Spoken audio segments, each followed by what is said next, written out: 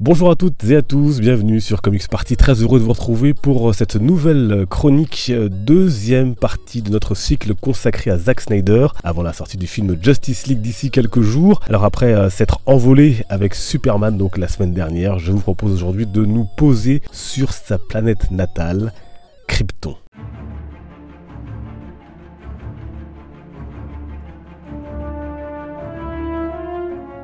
En préambule, on peut dire que Zack Snyder a voulu faire de Krypton un véritable personnage du film. Il lui consacre d'ailleurs 20 minutes complètes, quand dans les précédents longs métrages, cette partie sur les origines et la tragédie de Kal-El est souvent réduite à portions congrues.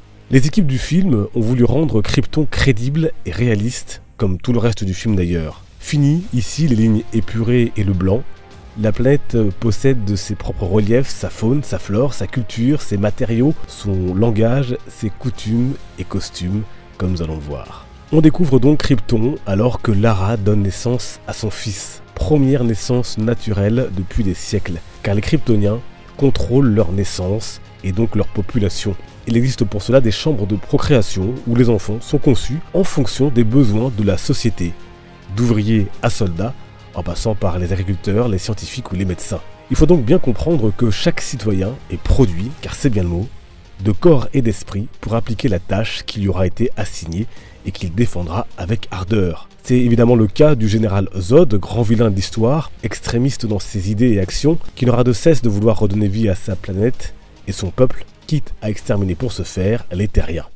Je n'existe que pour protéger Krypton. Et c'est uniquement pour ça que j'ai eu le droit de venir au monde. Et chaque action que j'entreprends, peu importe la violence ou la cruauté, c'est pour améliorer le sort de mon peuple. Et ce n'est pas là la seule dérive qui aura mené Krypton à sa perte. Car avant, pendant 100 000 ans, ce peuple aura connu une grande ère de prospérité et d'expansion. Avec leurs vaisseaux, ils sont partis à la conquête du cosmos, à la recherche de nouvelles planètes viables, qu'ils ont pour certaines d'ailleurs colonisées. Ils sont même passés par la planète Terre avec une navette de reconnaissance qui permettra des siècles plus tard à Clark de rencontrer son père biologique, Jor-El, en activant une clé de commande. Mais au moment où débute le film, Krypton court donc à sa perte, comme le scientifique Jor-El l'a déclaré au Grand Conseil. Les Kryptoniens ont en effet exploité toutes les ressources naturelles et ils exploitent aujourd'hui l'énergie de leur noyau qui est instable et menace d'exploser. Parmi ceux qui ont conduit cette civilisation à sa perte se trouvent ses dirigeants, qui siège à la chambre du Conseil, bâtiment surplombant la capitale Kandor. Cette instance archaïque est représentée par des hommes et des femmes dont les costumes très élaborés semblent les écraser, et que dire de leur couvre-chef à la fois couronne et cage. Immobiles sur leur siège, comme dans leurs décisions, ils mènent leur peuple à sa perte en refusant de réagir. Dans le reste de l'organisation de la société, les citoyens sont répartis dans des maisons. Celle de Jor-El et de sa descendance a son propre blason, en forme de S, qui signifie donc espoir. What's the S stand for? It's not an S. On my world, it means hope.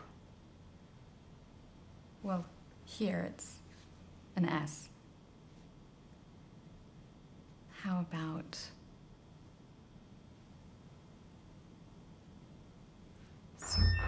On trouve aussi par exemple la guilde des penseurs, celle des ouvriers ou encore des guerriers à laquelle appartiennent Zod et son équipage. Dans Man of Steel, on sait que Krypton a une atmosphère plus hostile que celle de la Terre. Sa surface est en lambeaux, déformée par des siècles d'exploitation. Les cités, notamment Kandor, sont souterraines. Niveau ressources, on notera qu'il n'y a pas de métal sur la planète. Toutes les armes, les armures, sont souvent réalisées à partir d'os et de carapaces animales. Pour rendre son univers encore plus réaliste, l'équipe du film a doté Krypton d'une faune et d'une flore inédites. Son meilleur représentant reste Araka, l'oiseau de guerre de Jor-El, réputé pour sa beauté et sa grande vélocité. L'espèce ressemble à une libellule géante et à un phoque, selon Zack Snyder. Mais cet animal n'en reste pas moins génétiquement modifié par les Kryptoniens pour les servir. À la différence des féroces rondors, plus grands qu'un immeuble, cet animal naturel effraie bien souvent le reste de la faune locale. Comme on l'a vu, Krypton a donc ses us et coutumes, ses paysages, sa faune et sa flore. Reste un élément central pour en faire une planète civilisée, le langage. Et pour ce faire, les équipes de Man of Steel ont fait appel à une linguiste et professeure d'anthropologie particulièrement réputée, Christine Schreier, dès 2011, et à la graphiste Kristen Franson.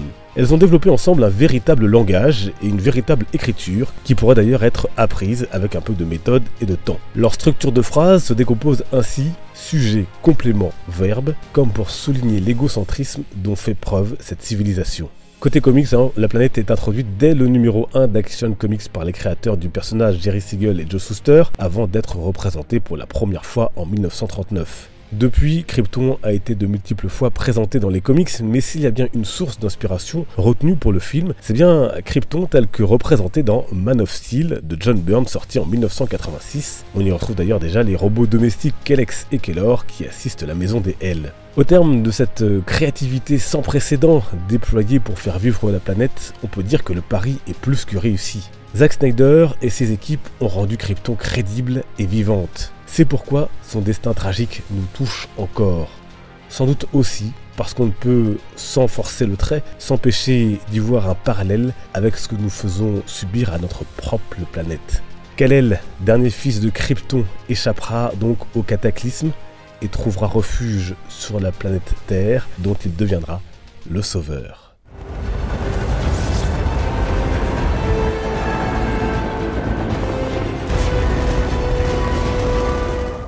Voilà donc pour cette émission consacrée à Krypton tel que vu par Zack Snyder et ses équipes dans le film Man of Steel. N'hésitez pas d'ailleurs à me parler de cette vision de cette planète dans les commentaires. Qu'est-ce que vous en avez pensé? Est-ce que vous aussi, vous avez été assez ébahi par le rendu final et par la longueur quand même de la scène qui est très longue avec beaucoup d'actions, beaucoup de représentations. J'attends vos avis en commentaire également sur la chronique. Le cycle Zack Snyder continue prochainement, bien évidemment, sur la chaîne.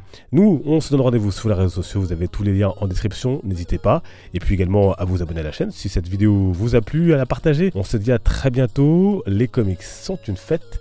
Ciao.